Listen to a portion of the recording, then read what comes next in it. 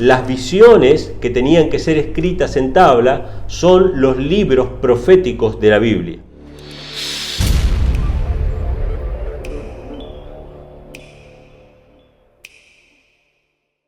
Lo que quiero compartir en esta mañana es una pequeña meditación sobre una pregunta. En realidad era una pregunta. Esta semana justo estuvimos hablando con Maxi sobre el tema de los gráficos, de los diagramas proféticos. Yo se los pasé para que él los tenga.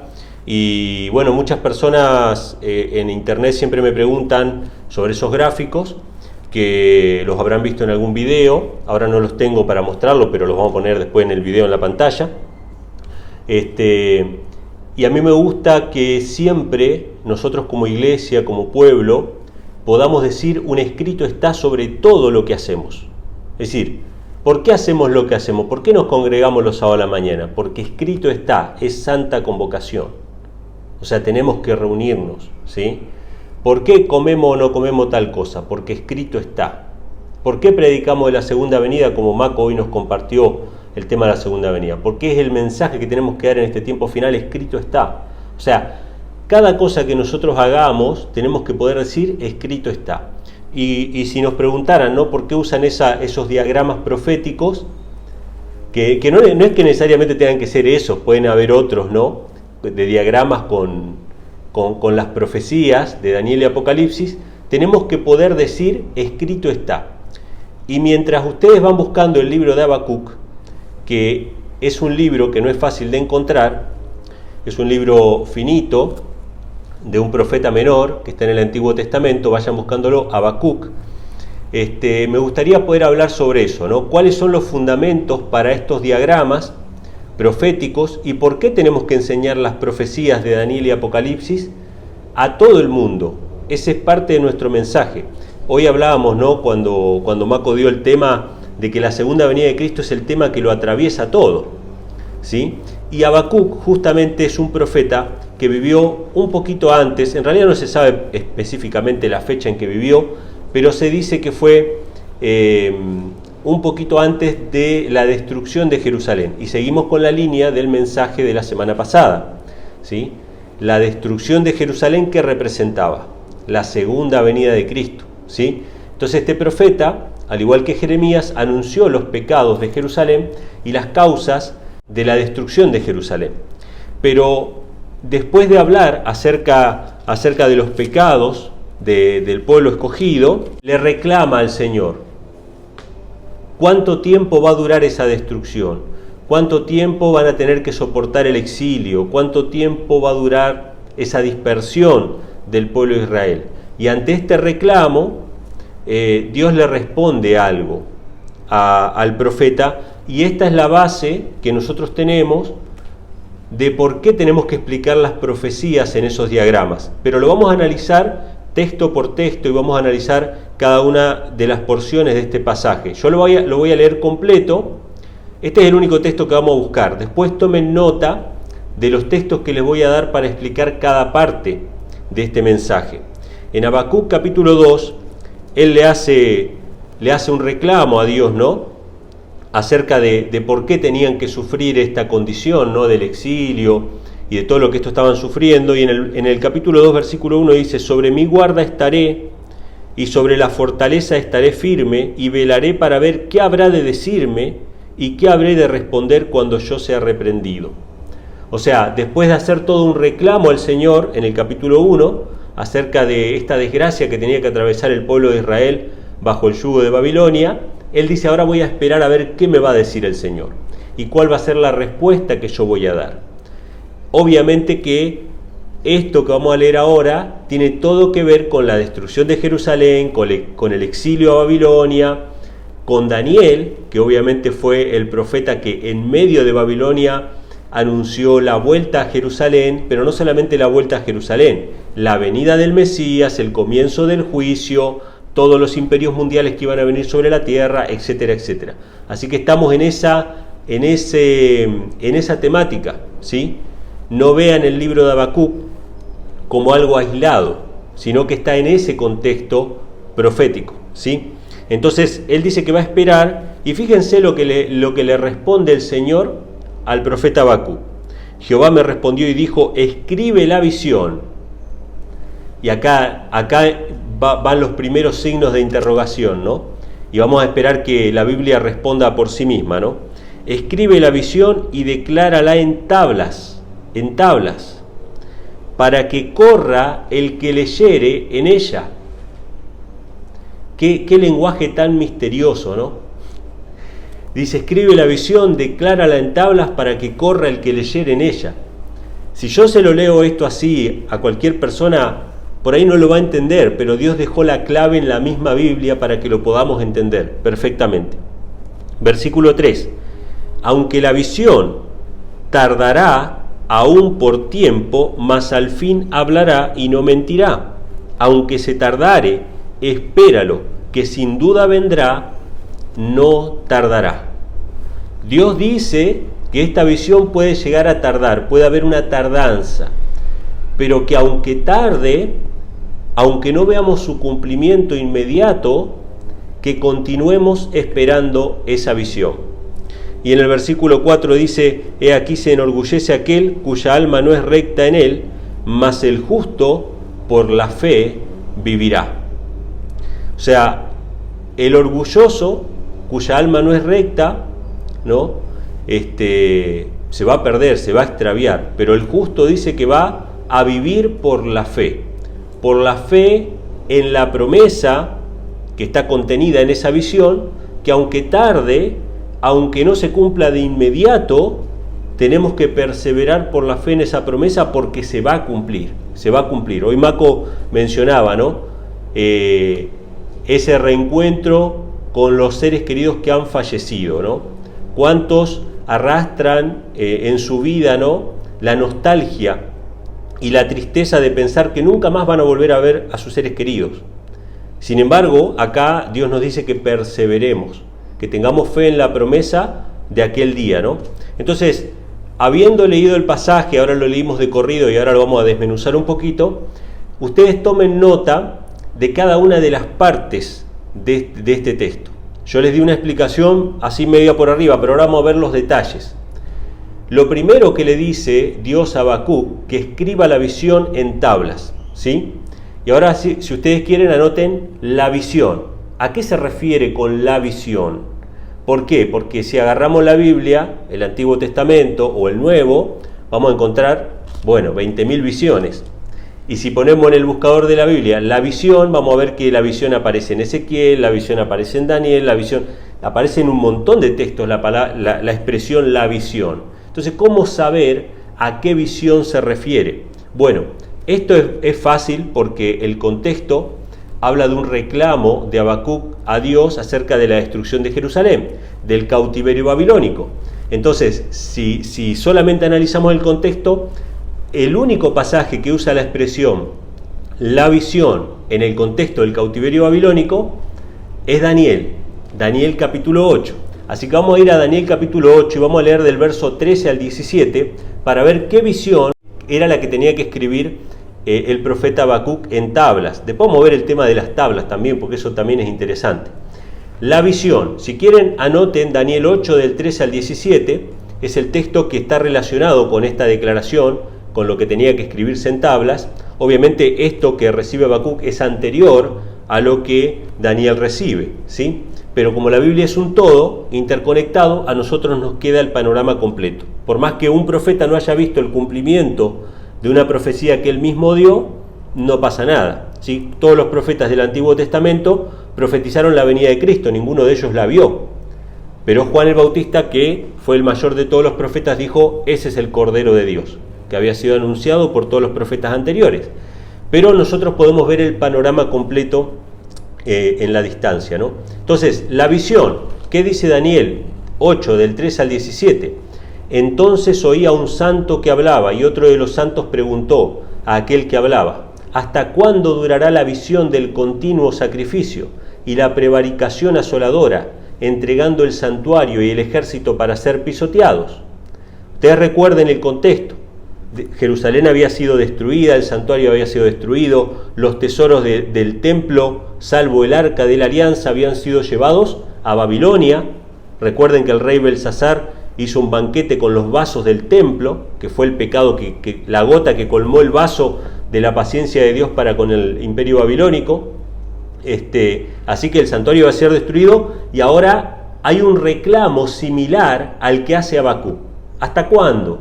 ¿Hasta cuándo vamos a soportar esto? Entonces dice, ¿hasta cuándo durará la visión del continuo sacrificio, la prevaricación asoladora, entregando el santuario y el ejército para ser pisoteados? Y él dijo, hasta 2300 tardes y mañanas, luego el santuario será purificado.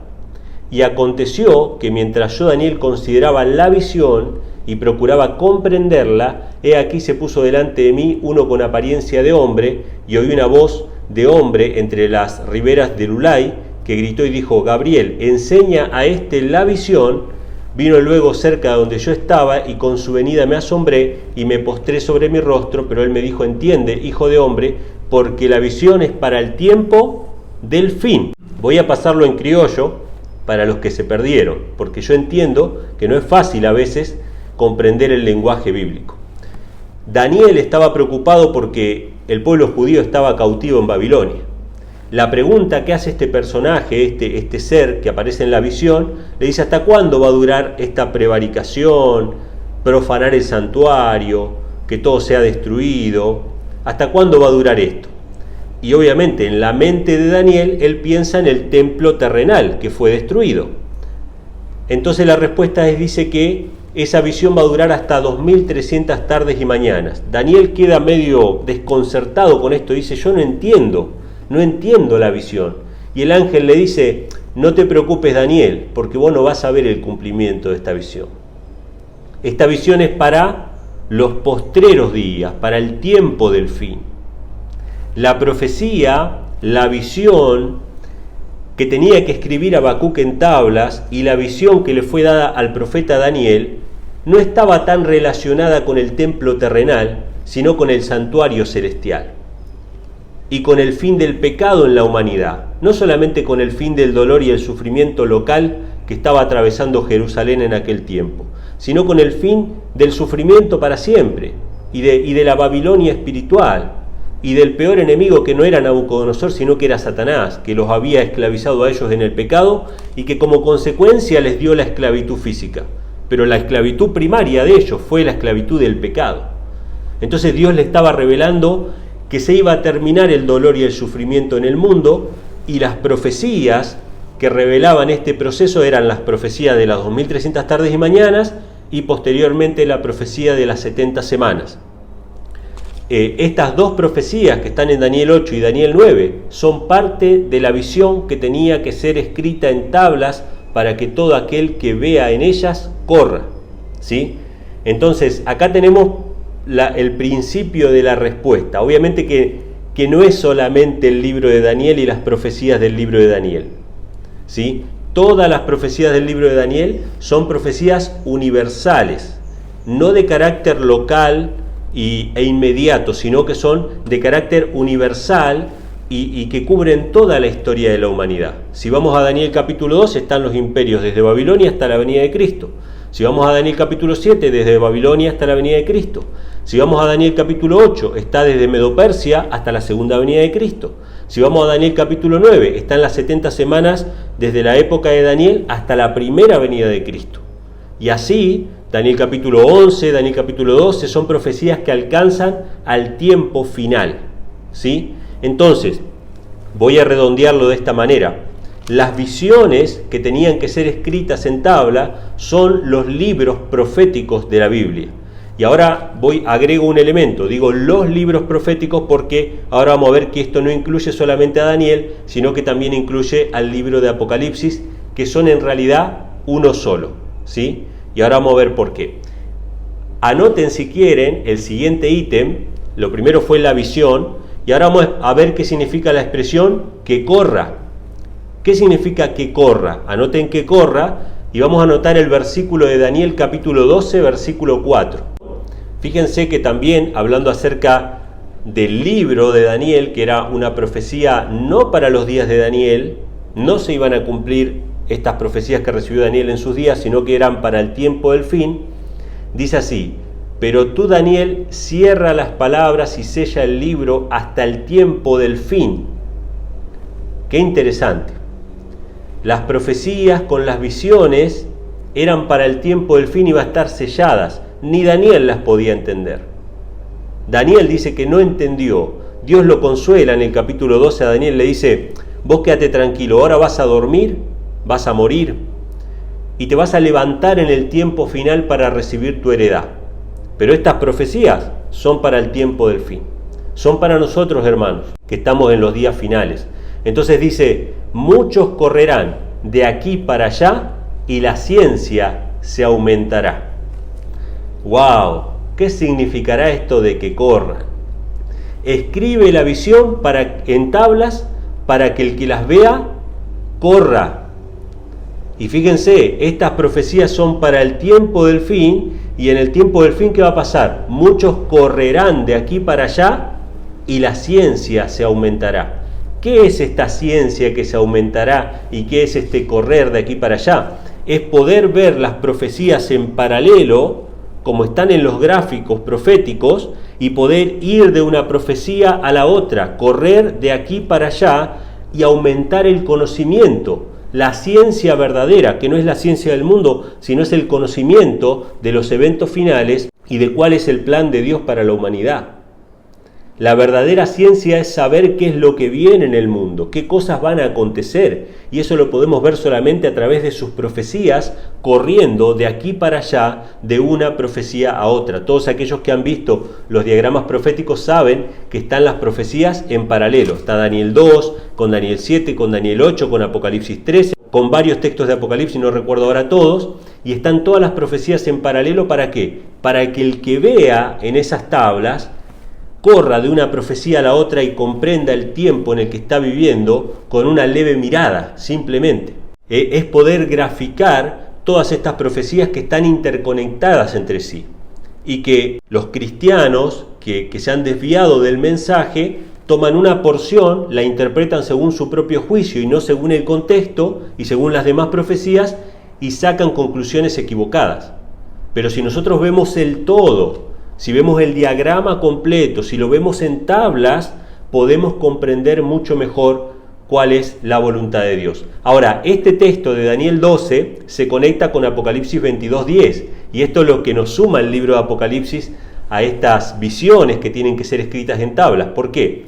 Porque Daniel 12:4 nos decía que el libro de Daniel tenía que estar sellado hasta el tiempo del fin.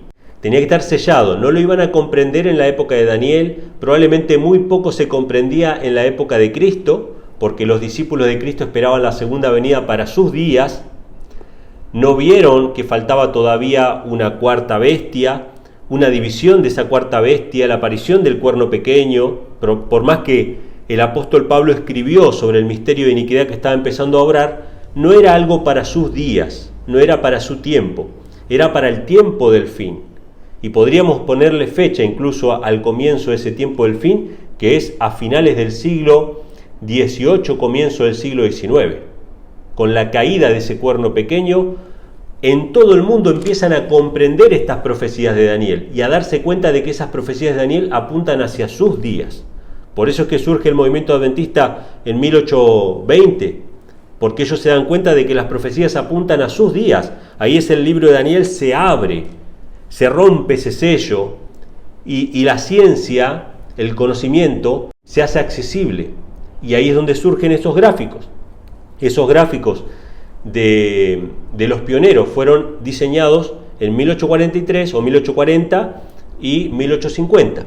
Y ahí están las tablas, es el cumplimiento profético de Habacuc capítulo 2.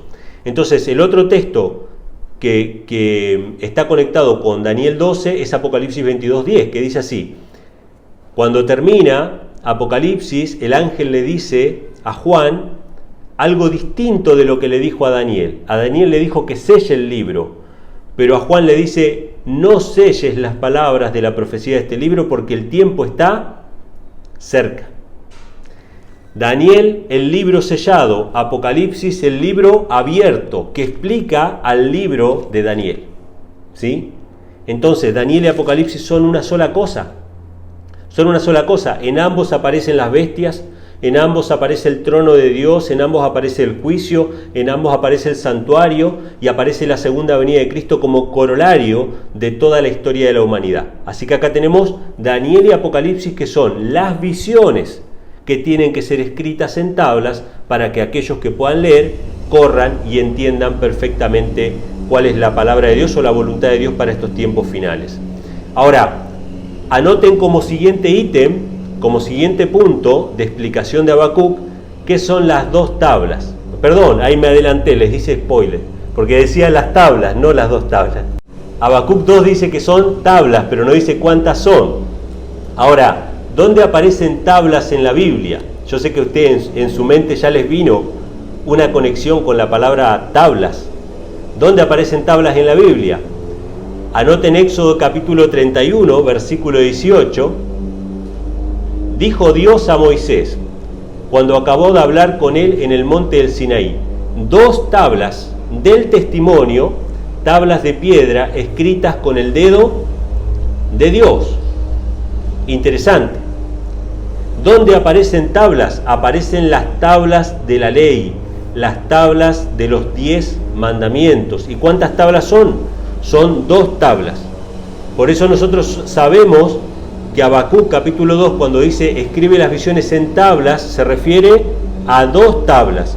Y esto se cumplió perfectamente en la experiencia del pueblo adventista, porque ellos escribieron primero las visiones en un gráfico que servía para explicar los eventos finales y la cercanía a la segunda venida de Cristo, pero después del chasco de 1844, ellos volvieron a hacerlo con el descubrimiento de las verdades que ellos desconocían, ¿no? La ley de Dios, y acá viene la conexión con las tablas de la ley de Dios, el santuario en el cielo, ¿sí?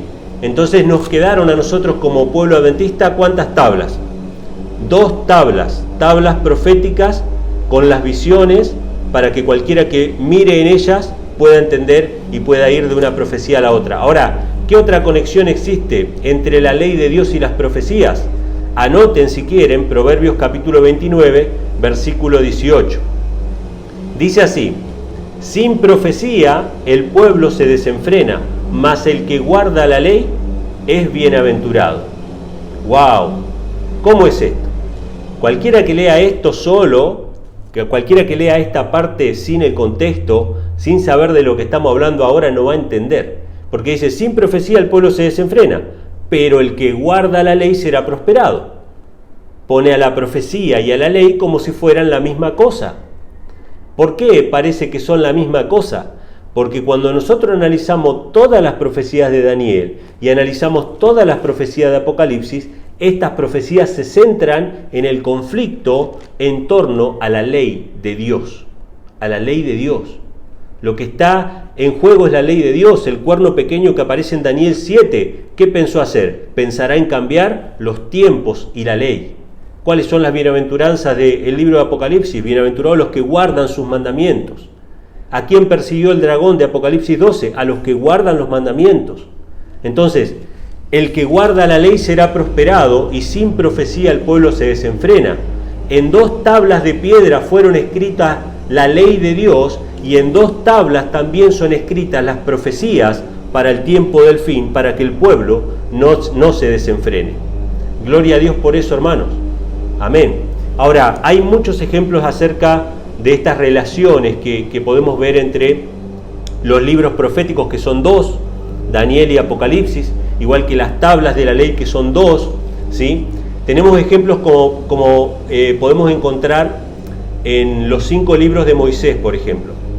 Nosotros sabemos que lo que se conoce como la ley de Moisés fue escrito en ¿cuántos libros? En 5 libros. Y también tenemos los libros de los Salmos, que también son 5 libros. Yo no sé cuántos de ustedes sabían que los Salmos están escritos en 5 libros. Después agarren su Biblia y corrobórenlo y van a ver que dice Salmos libro primero, libro segundo, libro tercero, hasta el libro quinto. Porque hay una correlación entre estos libros, los libros de la ley y los libros de los Salmos. Y si ustedes leen los Salmos van a ver que constantemente los Salmos exaltan, ¿qué cosa? La ley de Dios. Lean Salmo 119, que es el más largo de todos, y van a ver que siempre se exalta la ley de Dios. O sea que hay una relación con respecto a esto.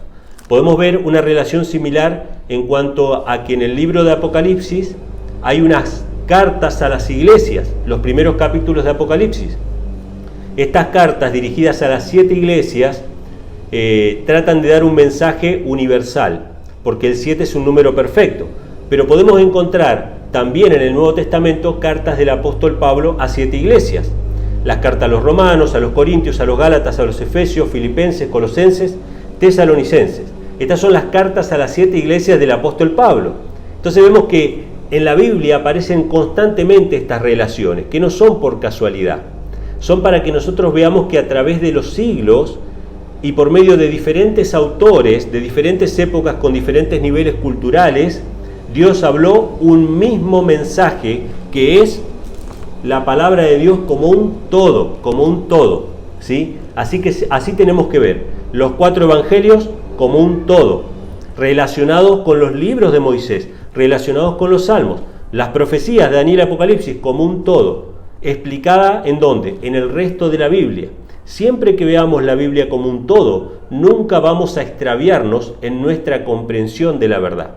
Pero cuando empezamos a tomar un texto aislado y le damos una aplicación o una explicación de nuestro propio corazón, ahí vamos a terminar lejos de la verdad. Eso es lo que pasa, y por eso es que con un mismo libro, la Biblia, hay más de 3.000 religiones cristianas, o no sé cuántas, creo que eran más. ¿Por qué hay tantas religiones cristianas distintas con un mismo libro? Porque cada uno interpreta como quiere. Pero si tomamos la Biblia como un todo, ¿no? Como un todo, es imposible que erremos de la verdad. Así que ahí vemos qué significan las 2 tablas, por qué hicimos los gráficos en 2 tablas. Vamos a analizar otra palabra, otro ítem de Habacuc 2. Anótenlo como vendrá. ¿Qué significa vendrá en Habacuc 2? Porque, claro, yo leo Habacuc 2 y dice que la visión vendrá y que no tardará y que la esperemos. Y yo puedo decir, ya está hablando de la segunda venida de Cristo. Pero podría ser una interpretación humana. Tiene que haber otro pasaje en las Escrituras que aplique este pasaje a la segunda venida de Cristo, y eso está en Hebreos capítulo 10, versículos 37 y 38. La carta a los Hebreos, que no sabemos quién la escribió, pero probablemente el apóstol Pablo. Si fuera que la escribió el apóstol Pablo, no contaría como las cartas a las 7 iglesias. ¿Por qué? Porque el apóstol Pablo era del pueblo hebreo, es decir, era de su propia nación. Las cartas que escribe Pablo son a las naciones de los gentiles, a las 7 iglesias, ¿sí? Pero si no fuera que la escribió Pablo, bueno, directamente no cuenta, ¿no? Como cartas de Pablo. Pero el apóstol, o quien fuera que escribió, él cita a Habacuc capítulo 2 para hablar de la segunda venida de Cristo. O sea que este vendrá de Habacuc 2 se refiere a la segunda venida de Cristo. Dice así: porque aún un poquito y el que ha de venir vendrá y no tardará, mas el justo por la fe vivirá, y si retrocediere no agradará a mi alma. O sea, en la carta a los Hebreos se toma el texto de Habacuc 2 para referirse ¿a qué? A la segunda venida de Cristo, que es el evento al que apuntan todas las profecías, tanto de Daniel como del libro de Apocalipsis. ¿Qué significa la palabra espéralo en Habacuc 2? Otro ítem, anótenlo si quieren, bajo el título espéralo. Vamos a explicar ahora esta expresión que aparece en Habacuc. El texto, uno de los textos citados, es Romanos capítulo 8, versículo 24 al 25, que nos habla acerca de la fe y de cómo nuestra esperanza y nuestra fe en las promesas de Dios no se basan en lo visible. ¿Se acuerdan cuando Dios le prometió a Noé que iba a venir un diluvio sobre la tierra? Nunca había llovido sobre la tierra.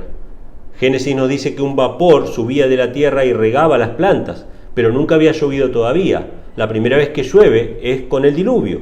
O sea que cuando Noé tiene que anunciar que iba a venir un diluvio de agua, nunca había sucedido eso todavía.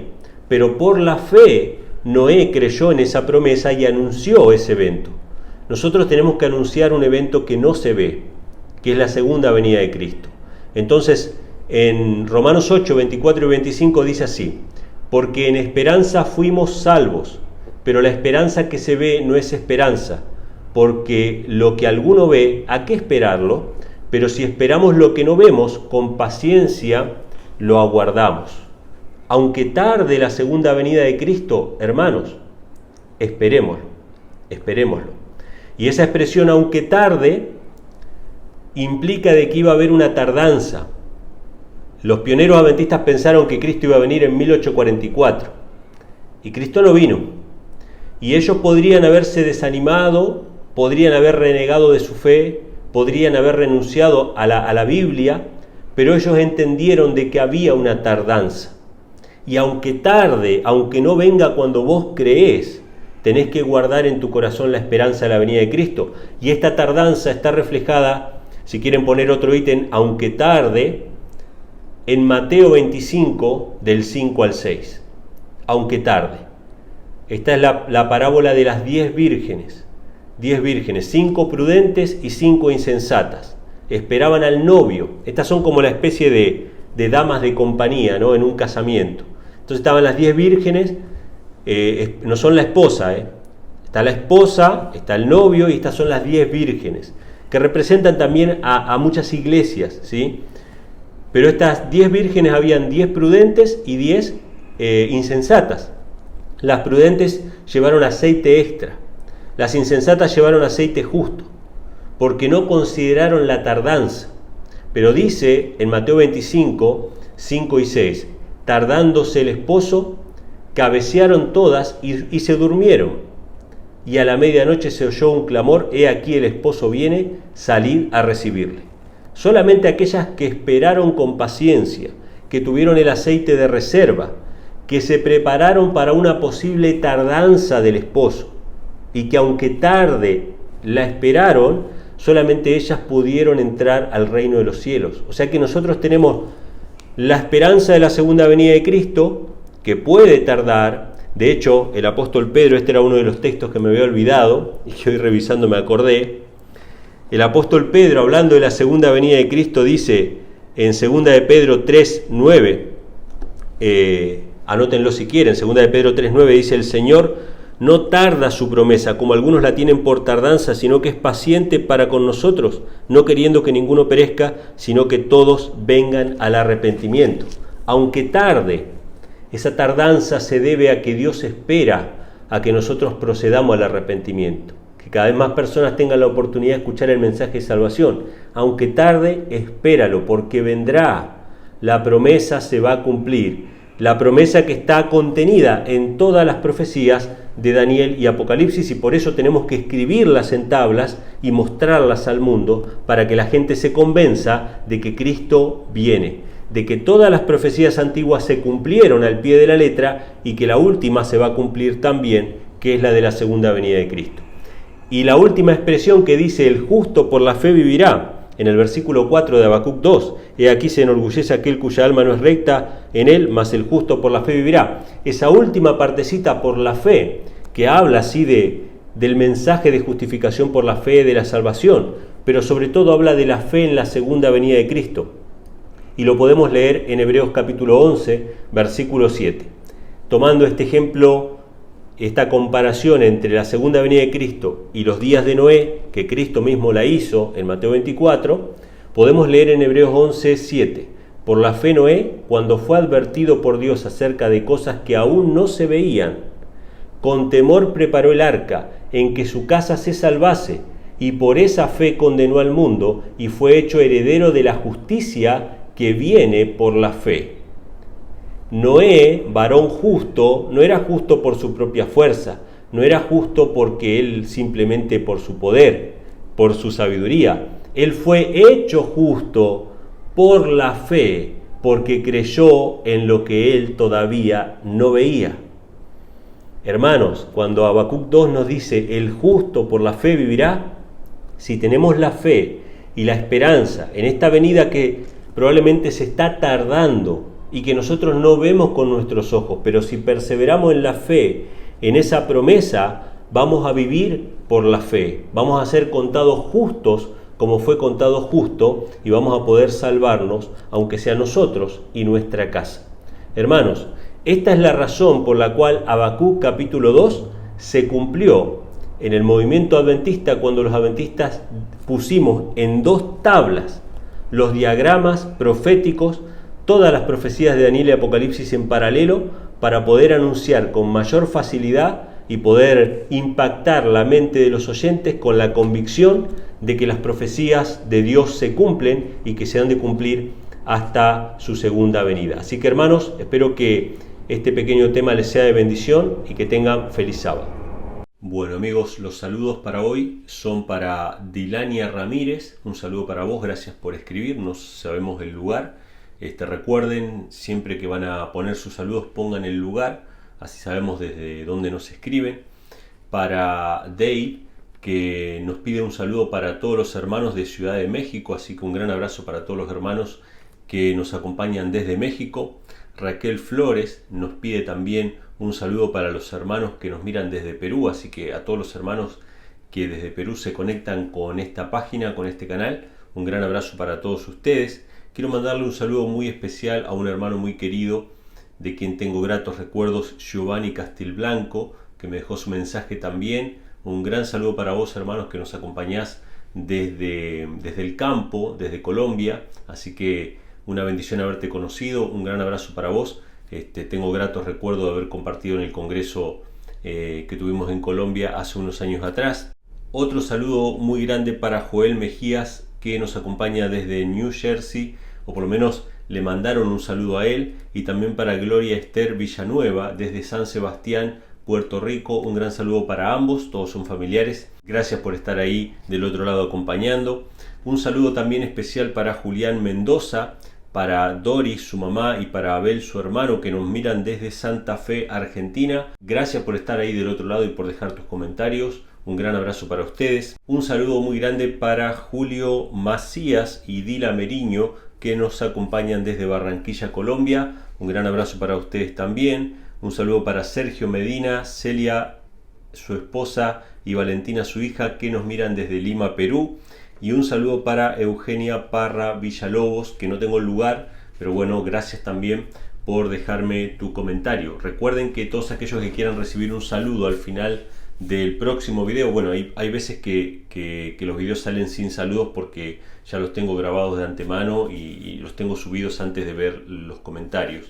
Pero en el próximo video que salga con saludos, si ustedes quieren dejarme sus saludos, lo pueden hacer en este video. Sí, en este video para el próximo, pero pónganme la frase "mandame saludos" para que yo sepa que su comentario va para el final del video. Déjenme su nombre si es que no coincide con su nombre de usuario, y también déjenme el lugar desde donde escriben para que sepamos hasta dónde llega esta pequeña comunidad. Ahora sí, gracias por haber visto este video, nos encontramos en el próximo, Dios mediante. Un gran abrazo para todos.